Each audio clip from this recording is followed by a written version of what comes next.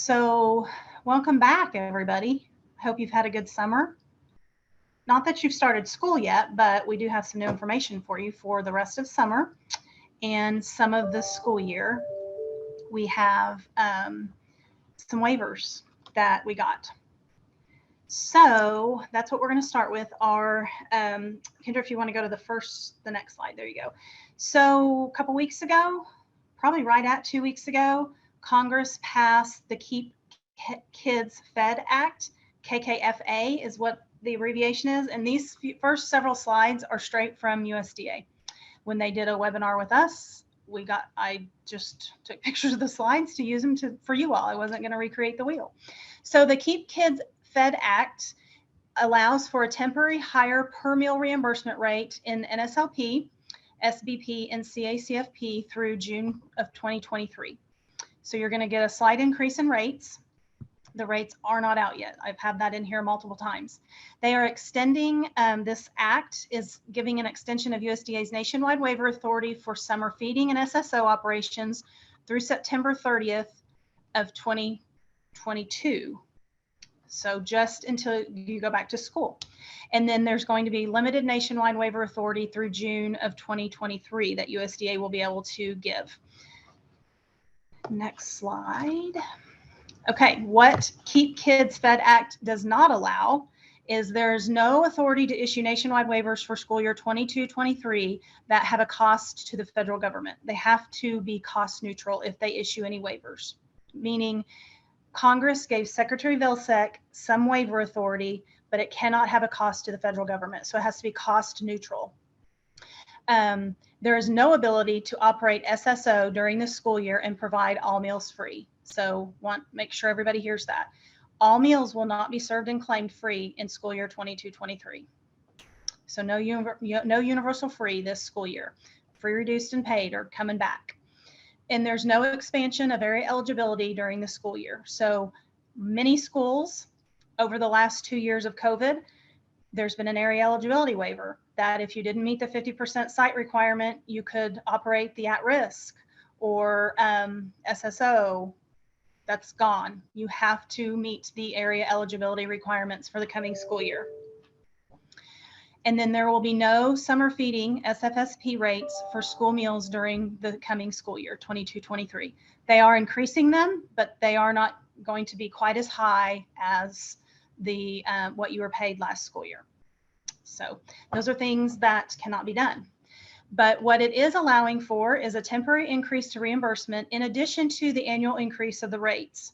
So every year, the NSLP and breakfast rates and CACFP, if you operate CACFP at risk, go up whatever the May of that year's CPI is. And in a typical year, non-COVID, non-high inflation, it's about 3, maybe 3.5%. This year, the CPI for May, which is what the reimbursement rates for National School Lunch, School Breakfast, and CACFP are figured on, is 7.4. So you're going to get a 7.4 increase for breakfast, lunch, and if you do CACFP, supper and snack, plus you're going to get an additional 40 cents per lunch, 15 cents per breakfast, and if you do CACFP at risk, supper, or snack, that will be an additional 10 cents. So while you're not going to get the highest, which summer feeding rate last school year starting in January was 4.5625, it's not going to be that high. It's going to be a little bit less than that, but it's still higher than the normal national school lunch rates that you would get.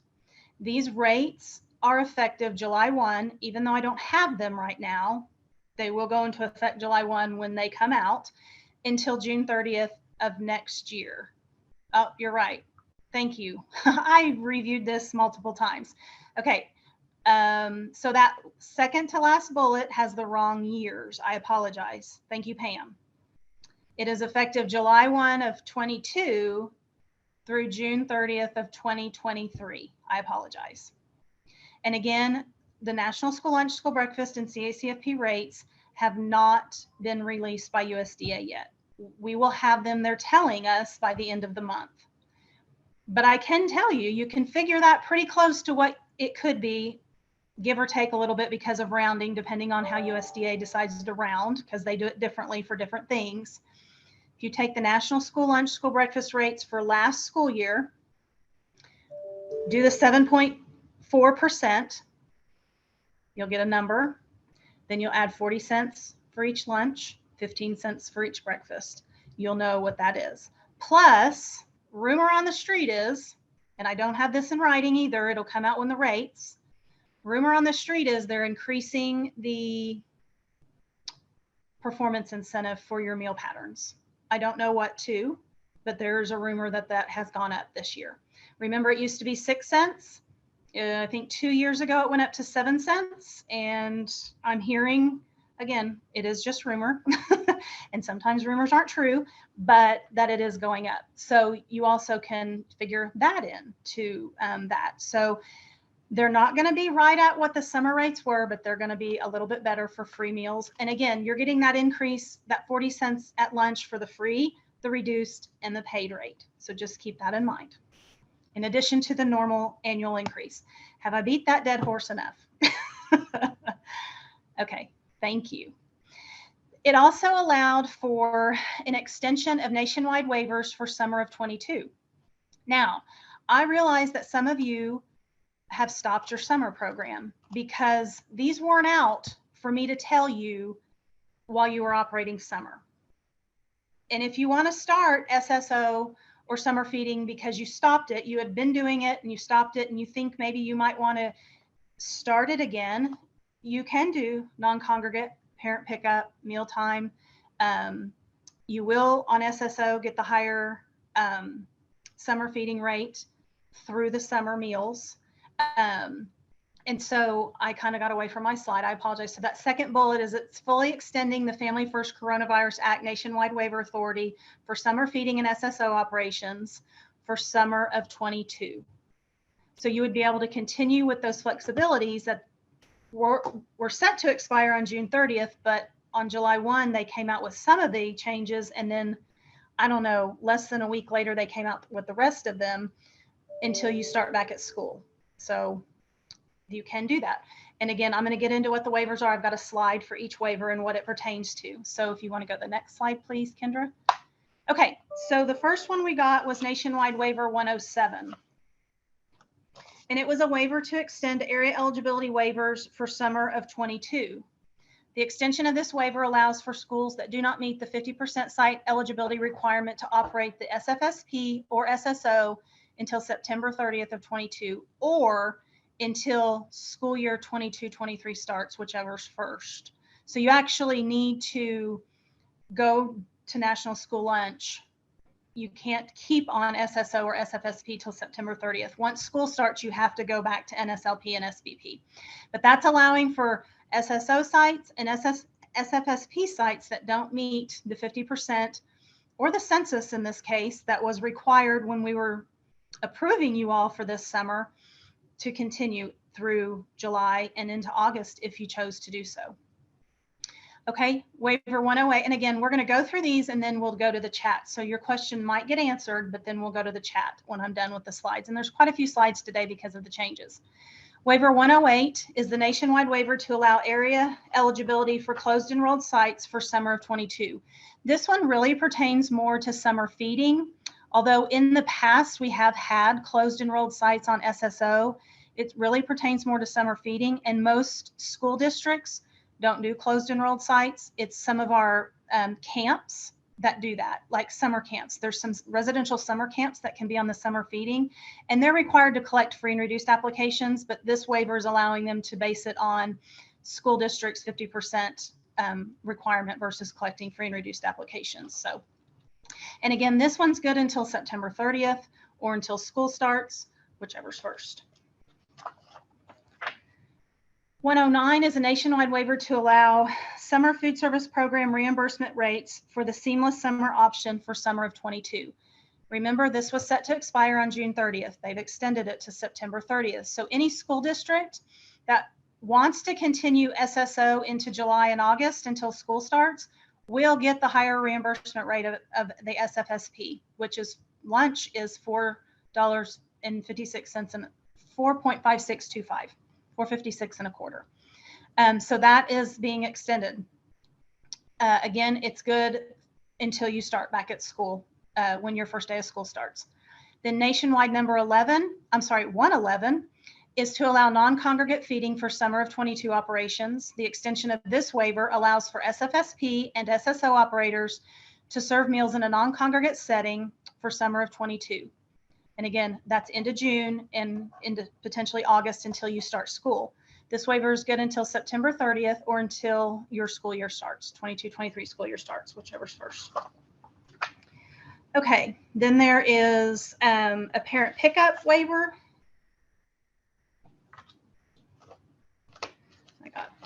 And it is nationwide waiver 112. And it allows parents and guardians to pick up meals for children for summer of 22. The extension of this waiver allows for summer feeding and SSO operators to serve meals to a parent or guardian without children being present. Program operators are required to maintain accountability and program integrity. This includes putting in a process to ensure meals are distributed only to parents or guardians of eligible children and that duplicate meals are not distributed to any child, such as writing down names of children getting meals or checking names off a roster daily by meal.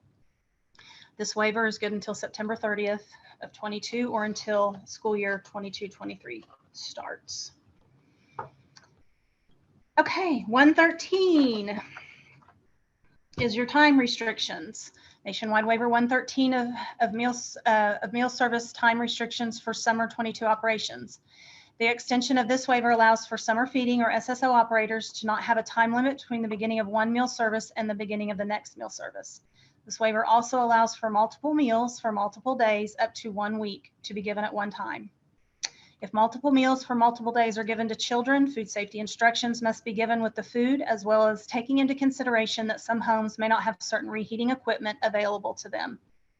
This waiver is good until September 30th of 22 or until the school year 22-23 starts.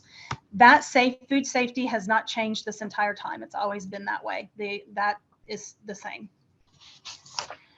Okay, then we have also been issued nationwide waiver 110, and I kind of separated it from the others because it's really dealing with school reviews. So just like last year when we did school reviews, the state agency, the USDA gave the state agency discretion regarding fiscal action during a child nutrition review if the error is due to a supply chain disruption. FNS issued an extension of this nationwide waiver that allows state agencies to not assess fiscal action when there is a supply chain disruption for possible missing food components and production records that may have missing components due to supply chain disruptions. Production records must still be completed daily for each meal service. So it's not waiving production records, but possibly if you couldn't get a grain for some reason, you may not have a grain quantity or component listed on that production record for that day because it's tied to supply chain. I can't say that enough.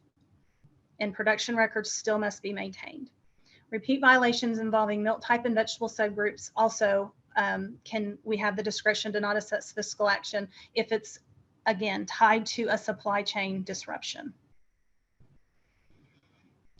Okay, some actions that USDA has taken to support schools and CACFP operations. They've given the temporary reimbursement increase for next school year. They have also allowed states to apply for waivers under what is called Section 12L of the National School Lunch Act. And I have applied for many of those opportunities, those state waivers. A few of these waivers, nationwide waivers, I just went over with you, kind of trump my state waiver. So we opted into these. But there are a few additional 12L state waivers that I've applied for that do have to be directly tied to COVID for the coming school year. Flexibilities to allow non-congregate meal service for schools and CACFP operations. That is part of the state waivers when it's tied to COVID. Additional administrative and operational flexibilities for school programs. So they gave the flexibility, and I think on our last call, we had gone over this, the 30-day carryover you can use from school year 19-20. because that's your most recent year that you probably have the most free and reduced applications. So that status can be carried over for this school year. They gave there's an offer versus serve if you had to pivot back to distance or virtual learning for some reason due to COVID, like an uptick in your school and you had to go 2 weeks, everybody had to quarantine. The high school there is that offer versus serve waiver that the high school would be, doesn't have to be offer versus serve. The paid lunch equity, I'll get into that in another slide. And then there's some flexibilities for offsite monitoring if is needed due to COVID. So again, all of these state waivers that I've applied for must be tied to COVID. Okay, next. Oh, this is it. So a little bit about what I know right now for National School Lunch, School Breakfast in school year 22-23. While many of these nationwide waivers were extended until September 30th, you must start National School Lunch, School Breakfast when your school year 22-23 starts. So if you start school on August 15th, that's when you have to start National School Lunch, School Breakfast. All meals will not be claimed free. There's no universal feeding this year. And you must collect free reduced meal applications unless you are approved for and operating CEP or Provision 2 or 3, which would not be in a base year for Provision 2 or 3. You will need to collect free and reduced applications. You need to start collecting free and reduced and get your mind set to free and reduced applications because they're coming back. Okay, next. We did get guidance regarding severe need and the additional 2 cents because I believe the last time we had a call, we had been asking for this. They are allowing us, because schools operated summer feeding or SSO in school years 2021 and 21-22, we wouldn't have national school lunch meal counts, and that's what severe need and the 2 cent differential is based on. And we weren't operating that program. So USDA is allowing schools allowing us to set our system up to use the 1920 data because that's the last time national school lunches were served.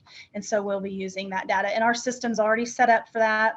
It happened with the rollout, and that's why we had to extend it a little bit because we got this a little bit late. And then what had to be done in the system didn't allow us to roll out on July 1 like we normally do. So, but it is now open. And like the last bullet says, CAR system has been updated to reflect this for the renewal application for school year 22-23.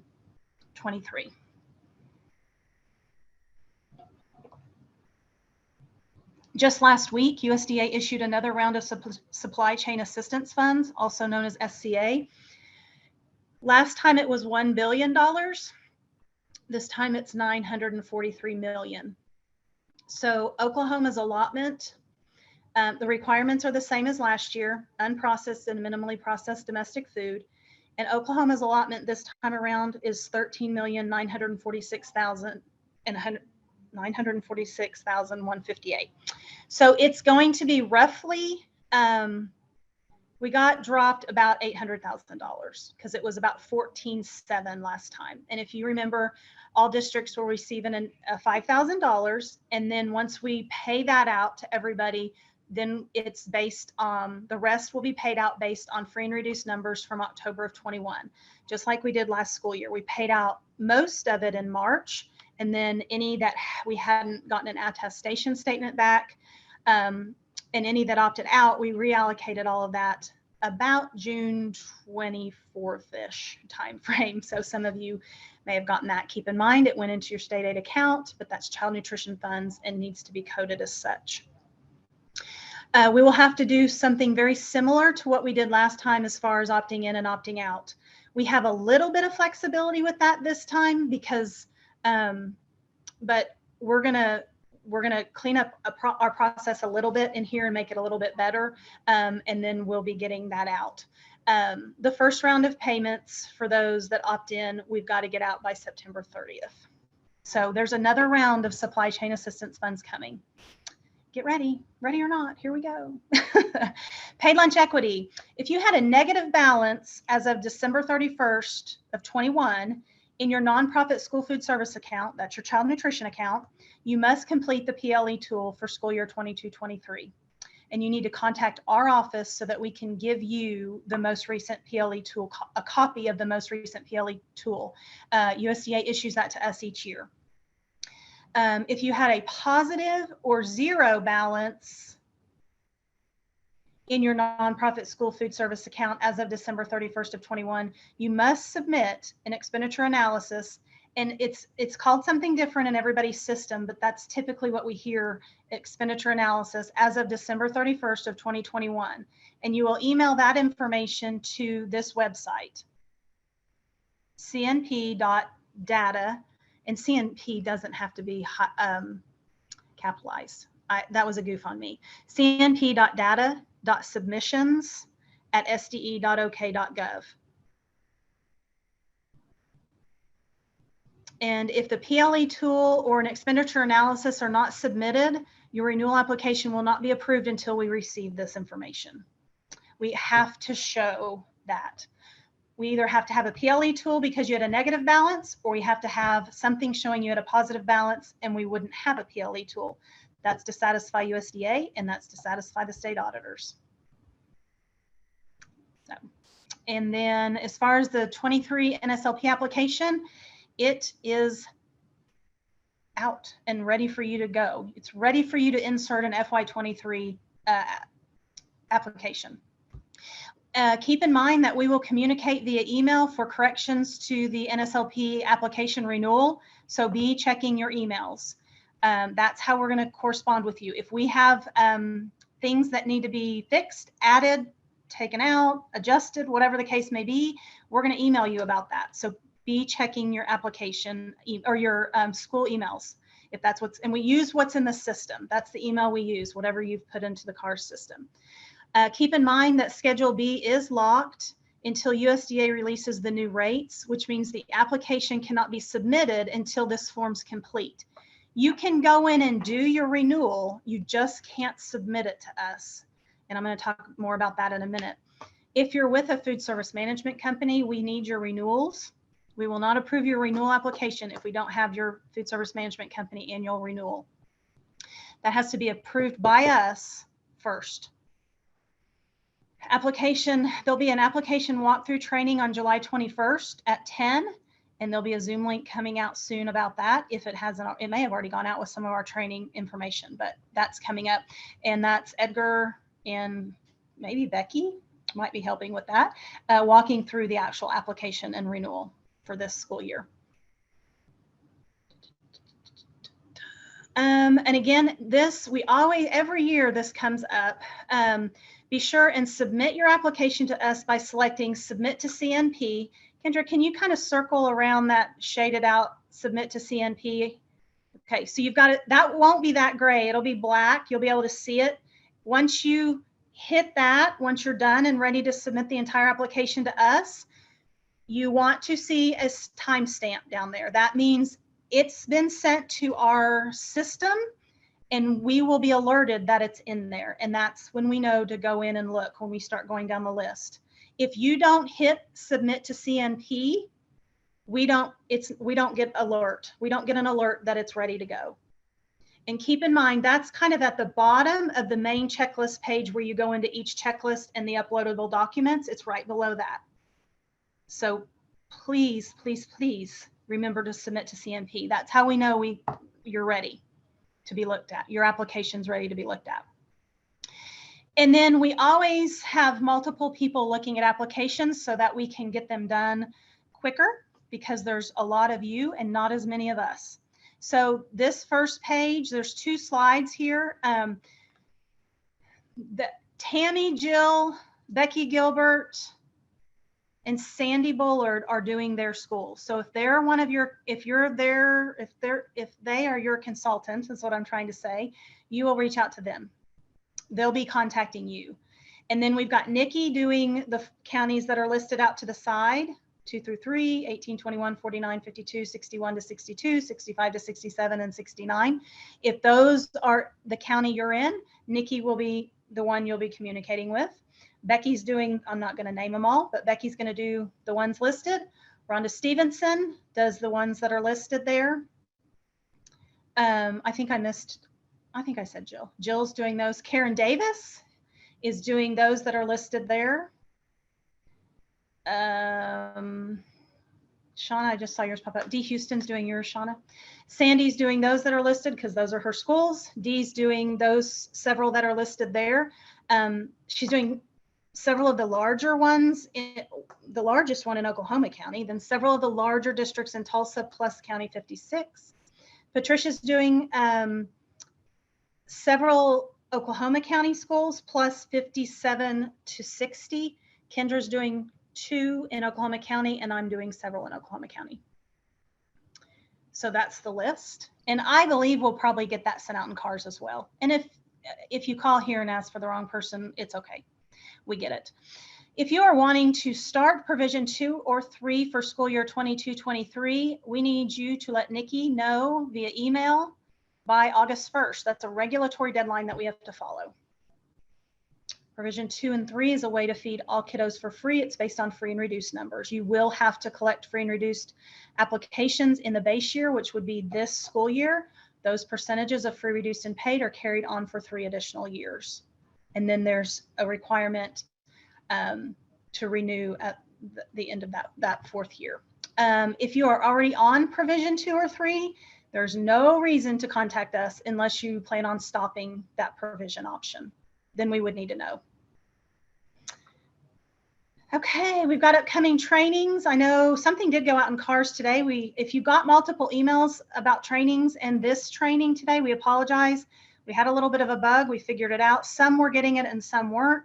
We figured it out, got it straight. But I know that some training information had gone out several times, and we wanted to make sure that the other emails that had gone out had been received by everybody once we determined what the bug was.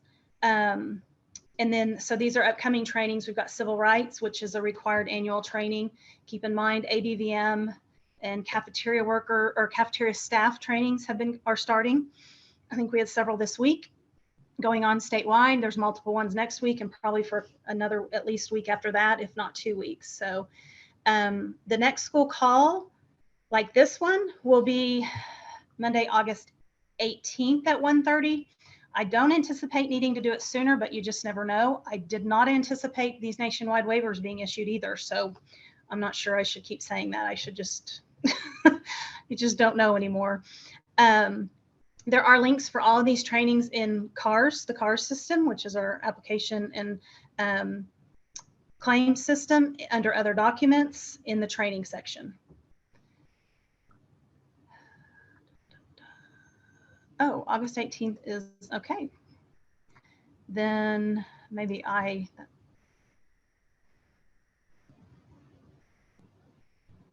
let's go with, okay, we'll change that to August 15th. August 8th. I just looked at my calendar. I looked at the wrong one. Oh, I'm sorry. July. So that's my bad. August move it back towards the beginning. First, please. Okay, August 8th. I forgot. Yeah, we were going to move it back up more towards the beginning of the month. Okay, I'm going to go. I believe that was my last slide. I'm going to go to the chat. Okay, that's where you could hear me.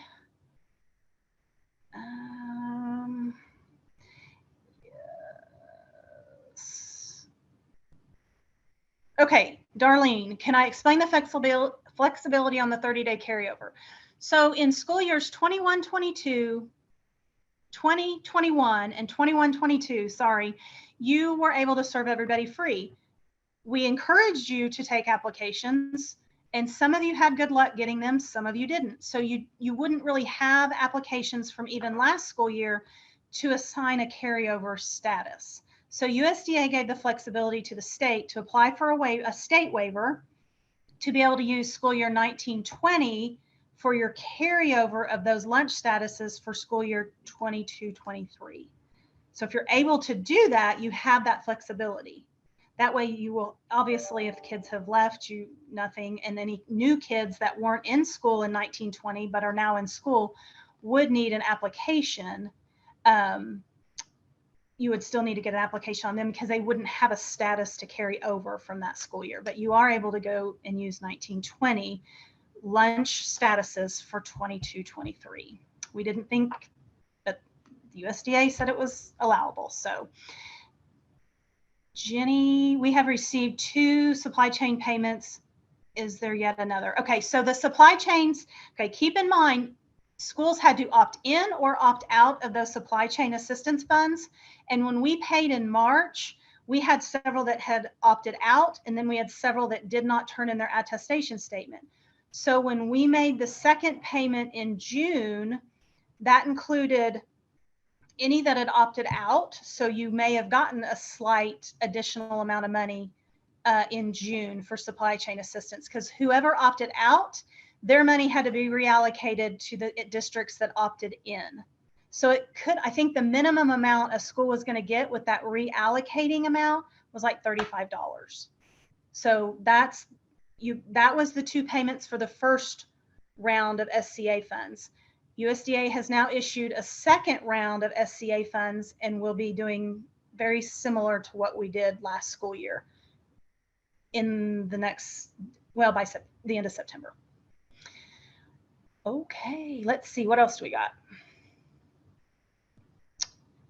Well, if you're provision or CEP, great question, Dana. You don't normally have to do the PLE tool anyway, so we would know, we'll make note on our log that you're CEP or provision. Thank you for reminding me of that.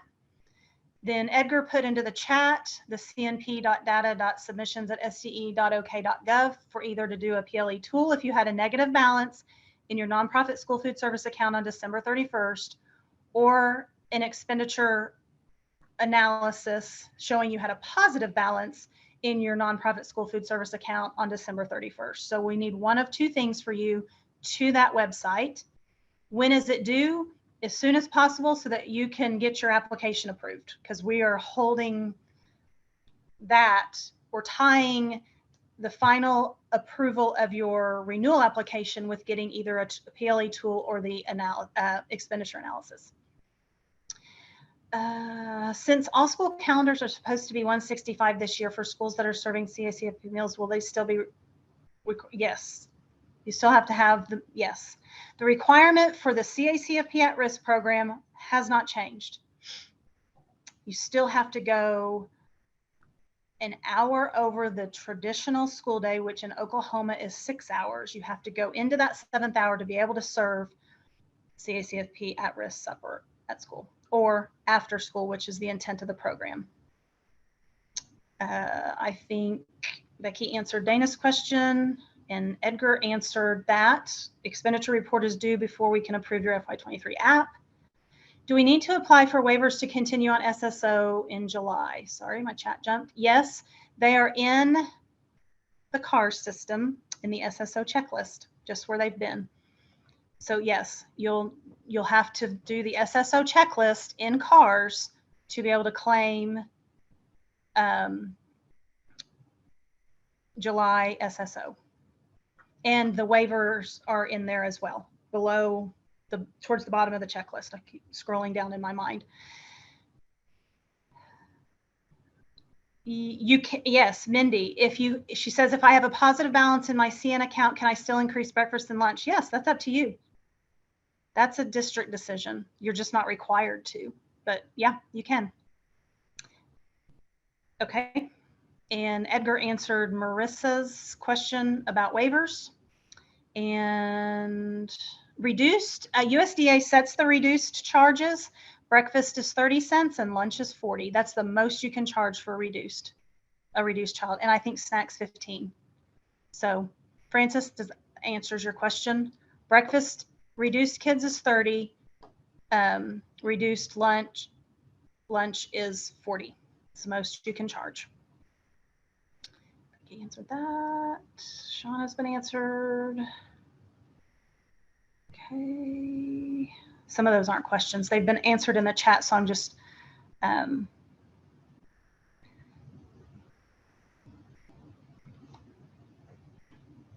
there are only in-person ABVM and cafeteria classes, cafeteria staff classes.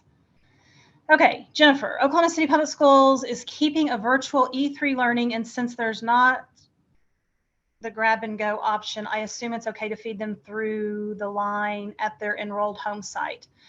Okay, So I have two questions on that, Shauna, for you. Where did it go? Two questions.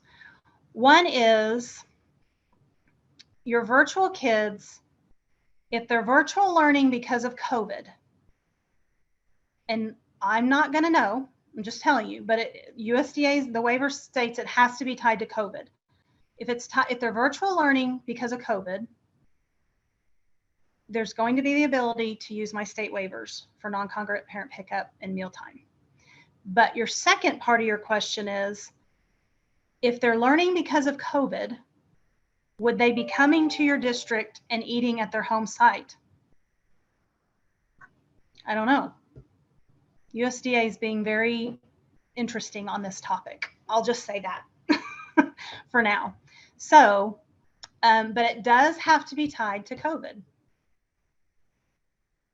in order to use my state waivers for next school year. And I verified that with them this morning on my call. We actually had a USDA call this morning, and that was a specific question I asked because I knew that someone on the call would ask me that today. My state waivers for non-congregate parent pickup and mealtime have to be tied to COVID. That's the way they were written. And USDA basically had us right. They had to be written that way. We didn't have a choice.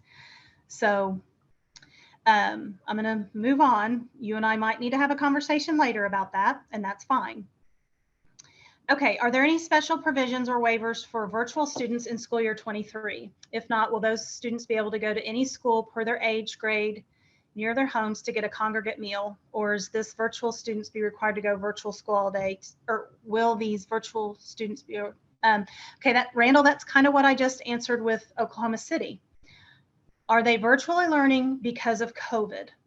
And if they're learning because of COVID, do you want them in your school eating with the other kids?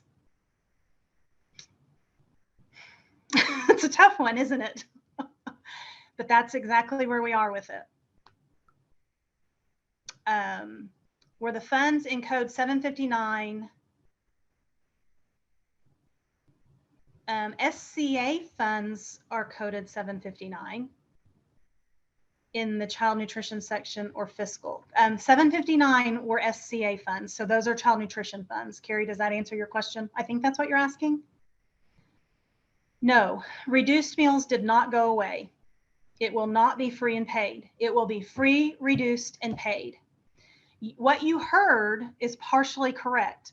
What you heard was when Congress was doing the Keep Kids Fed Act, there was a provision for free and paid only. They were going to do away with reduced. That did not get passed. They took that out before they passed everything else. So you definitely have free, reduced, and paid next year. Okay, the 30-day carryover. Can we do, oh, I'm sorry, my chat jumped again. Can we do what is in the best interest of the child? For example, in 1920, they were reduced, and in 2021, they were free, but in 21-22, they were full pay. How did you keep up with that? I'm proud of you, Pam, for getting those years right. I can't do it most of the time. Can we use either 1920 or school year 2021? USDA has informed me it can be what is most advantageous for the first 30 days. Keep in mind, if you get an application on day 10 and they carried over as free, but you get an application on day 10 that shows they're over or they're reduced, it has to be changed then. It doesn't go the rest of the 30 days. It's got to be changed when you find that out. The new application takes precedence. Just remember that. That's always been that way. Oh, PEBT, my head hurts saying those words. I thought I missed, maybe I didn't. Okay, PEBT. See me stretch my neck? Okay, there is still going to be corrections for school year, and I'm as frustrated with this as anybody. We have not done corrections for school year 2021, right?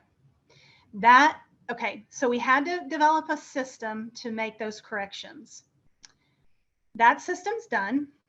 We have a training that is so close to being done to show you all, not necessarily you all, but the districts, how to make those corrections. It's not quite done yet. The other thing we're running into is if that training gets done, most of the schools may not have the person there to make those corrections. So what we're working on now, in addition to finishing the training, is can we open that up now to those school districts that have the ability to make corrections, and then those that once school starts, that person comes back and they make them. That's what we're working to see if we have that ability now. So in some instances, yes, they do need to contact DHS, but not in all instances. It kind of depends on the scenario, but there will be the ability to make corrections. The district's going to have that ability. And then summer of 22, so right now, summer of 22, my understanding is it will be paid out probably in the next 2 to 3 weeks. They have that data. School year 21-22, we haven't been able to pull that data yet because it's not closed out for the year by the district. And then there has to be a review of it, and then that will be sent. So they're going to pay summer of 22 before they pay 21-22 school year. And again, tied to virtual learning and free and reduced. They had to have completed a free and reduced application. That's the other thing. A lot of parents think because their children were fed free the last 2 school years because of the COVID flexibilities that was their lunch status, and that is not true. They were just getting free meals. In order to have a lunch status, a free and reduced application for that school year had to have been completed and approved as free or reduced. So that's another issue we had, the assumption that just feeding everybody free was their lunch status. So and then as far, USDA is not saying if PEBT will continue into this coming school year. I'm going to go out on a limb and say it probably will. Because we're still under a public health emergency at the federal level, and USDA has tied the PEBT to the federal public health emergency. So,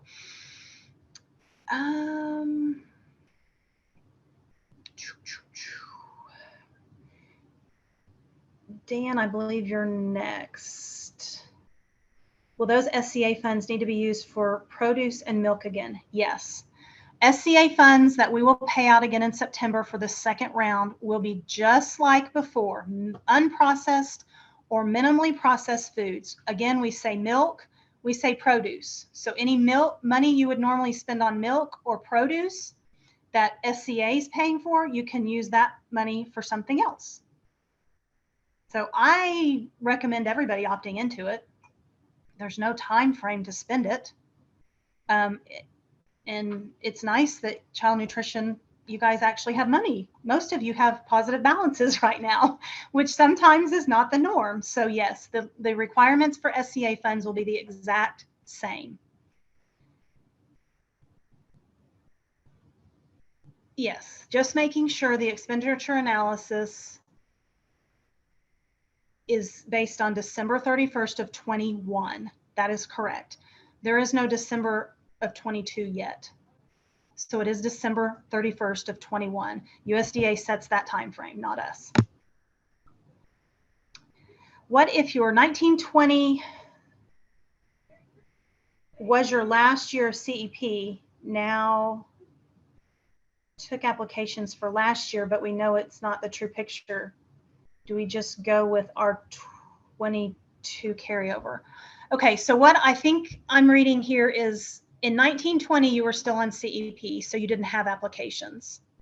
You took applications in what appears to be maybe 21-22 school year. Those would be your carryover applications for school year 22. You can't use anything.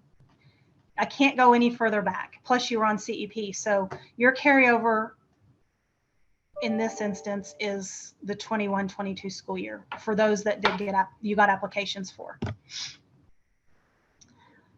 Just to clarify, if we have to complete the PLE tool before school starts this year, does that mean we may have to increase meal prices based on the tool for the school year? Again, if you have a negative balance in child nutrition, as of December 31st of 21, you have to do the PLE tool. If you had a positive or a zero balance in your child nutrition account as of December 31st of 21, you don't have to do the PLE tool. We need like an expenditure analysis for December 31st showing that positive balance. And that if you do the PLE tool, the minimum it's going to make you go up is 5 cents, and the maximum it's going to make you go up is 10. If you do the PLE tool. If you don't do the PLE tool and you choose to go up, that's your choice. That's what your district is deciding to do. If you don't go, if you had a positive balance, you don't have to go up. You can, what they've been telling us is you can charge what you were charging in 1920 because we haven't had a paid meal for 2 years. So I hope that helps, Dana. Will there be an option for multiple meal pickup? I've asked that and I don't have an answer yet. I'll have more to come on that, Randall. Yes, Dana, PBT is more than a 4-letter word. We are carrying over anyone that was free or reduced in 1920, 21, unless they were denied at any point after that. Yeah. And then if you get an application prior to the 30th day, you've got to go with the most current application. And Dana answered that. Tammy, thanks. Dana would not. Well, you're right, Dana. Thank you. Oh, I'm going back to Tammy's question. Your last year of CEP was in 1920. So in 20, I'm thinking back to that question now, Tammy. But you got applications. I think you've got to go. I think we've got. I'm going to write that down, but I think I got to go with the way I answered that. But I'm going to make a note real quick.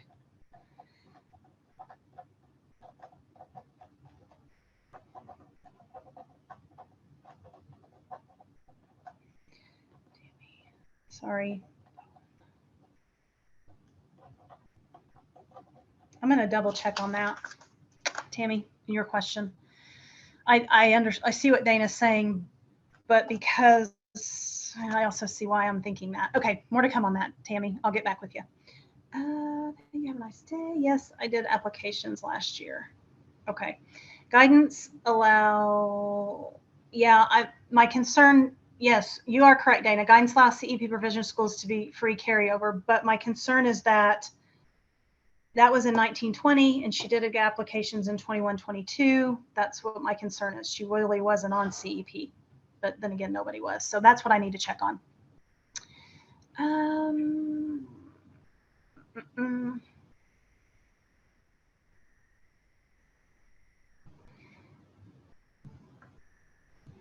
Okay, so any other questions? Those are just some things, but I've got to check on that. Anybody have any other questions for next year? My understanding is there might be some Q&As that come out. I asked that on the call if there'd be any Q&As coming out regarding some of these waivers and the state waivers, and they are just kind of wishy-washy. They aren't sure. So, but again, as soon as the rates come out, we'll have them out to you. Be sure you go in and get started on your renewal application. Don't wait. Fund 759. Those are SCA funds, and your SCA funds were deposited into your state aid account. So have your encumbrance clerk look at state aid, their state aid account, and their supply chain assistance funds in that, and those are your funds. And they need to be put into, recoded into 759 into program 700. Okay. Anybody else? If you any questions on continuing summer on SSO or SFSP because of those waivers that came out roughly a week ago? Okay, I got some more coming in. Certain breads are, Christy. Not all breads are. Anybody else? So if you've got specific questions regarding what kind of bread, let us know. Email, you can email me, but not all bread is unprocessed or minimally processed, only certain ones. And it was in the letter that the school got, and it's in our guidance. And I don't know if I have that. I got it right here. Let's see if I can look real quick. I can find it quick enough. I don't want to hold the call up because of it.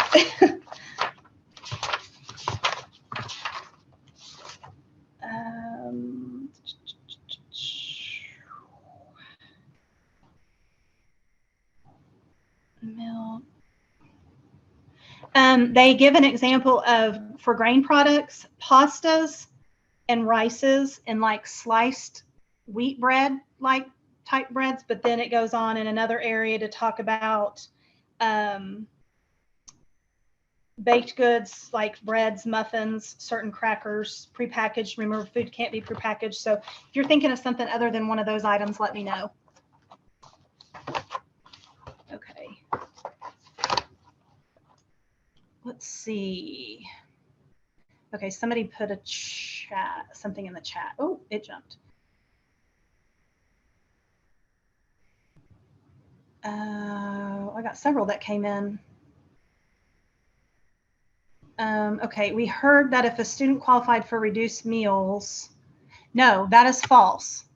Let me say that one more time.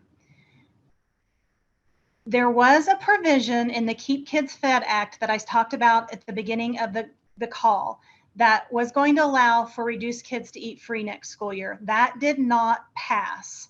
You will have free, reduced, and paid kids next year. And if not everyone will eat free next year, is where I'm going. So it's free, reduced, and paid. You've got to take applications. Everybody got that? Christy White, I've not been getting emails throughout the summer. I by chance got on this call but didn't even know about it. Okay, yeah, they go out through whatever email we have in CARS is where they go. I think I missed another one. Yeah, Dee's correct. Dee put in the chat that you've got to complete your 23 SSO application in CARS in order to claim July. So you need to, if you're going to continue on SSO for into July and maybe into August until school starts, you've got to get on and do your application now. Don't wait. We approve these in the order we receive them, and we have a list. The system lets us know.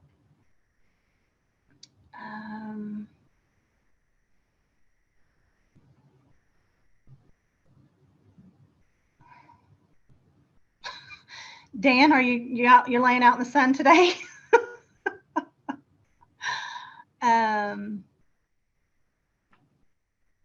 Clarify the rates again. Okay, so every year in July, the National School Lunch School breakfast rates are issued. They're issued based on the CPI for food away from home for May of that year. In a normal non-COVID, non-inflation time of life, it's 3 to 3.5% increase of the rates from the prior year. This year, the CPI for May was 7.4. So USDA will take last year's NSLP rates for each free, reduced, and paid for breakfast and lunch, and they're going to add 7.4% to that number. Then plus the temporary help or Keep Kids Fed Act is giving a temporary increase of rates for school year 22-23, and lunches are going to get an additional 40 cents. Breakfasts are going to get an additional 15 cents. And rumor on the street is you're going to get an increase for your meeting meal patterns, the subgroups and such. It was 6, it went up to 7. Rumor is it's going to go up. I have nothing to base that on. I haven't seen that in writing yet, but it will be part of the rates when they are released by USDA within the next 2 weeks, is what we're hearing. Okay, does that help? Whoever just asked me that. Deborah, does that help you? I don't think Dan was in Florida, Dana, for SNA. Some of us were at SNA and just got back yesterday. I just got back yesterday. Okay, so I guess that helped. Okay, very good. Any other questions that need to be clarified? Again, free, reduced, and paid. You've got to collect free and reduced applications. You've got to. You need to do your renewal application. I'm going to crack my whip in a minute. What else? We have some state waiver authority for COVID. If we have an uptick, a variant, whatever, there's going to be some things at the state level I can do that I've already applied for, but it has to be tied to COVID. Sorry, I keep saying that because it has to be tied to COVID. I have some flexibility, but I'm a little bit limited. So anybody else? I want to make sure everybody gets their questions answered and everybody gets the correct information. We had a lot come out. I don't know how much more will come. Yes, these are always posted on CARS, the PowerPoint and the recording of the call. We have to do a closed captioning on it, and so it might be a day or two. Might be a little bit longer this time also because there's also Engage Oklahoma going on for school leaders, and there's training statewide that people in the SDE are doing, and one of the guy that helps with our closed captioning is helping with that. So we would ask for a little bit of grace on maybe it won't be up as quickly as it normally is. Oh, Dana, you get to host them. I won't be there. They didn't ask me to come. Anyway, okay, anybody, I just, again, want everybody's questions to be answered. But I don't want to keep you on the call for no reason either. We all have plenty to do, I assure you, even me. Okay, so I'm going to give it just a couple more seconds. Get anything in the chat. You can always reach out to us if there's a problem or a question. Let us know. But I'm going to go ahead and end the call and just reach out to us or reach out to your child nutrition program regional specialist if you have questions. They're always there to help you as well as the office. Sometimes, in some instances, they might be a little bit easier to get a hold of sometimes. They're busy too, though. So, okay, I'm going to sign off. Next call is August 8th. Look for emails, get your application done, and we're here if you need help. It's good to see everybody. I'm not really seeing you, but it's good to talk to you. I hope you guys had a great summer, and we're hoping for a great school year too. So we will talk again very soon. Thank you, everybody. Bye-bye.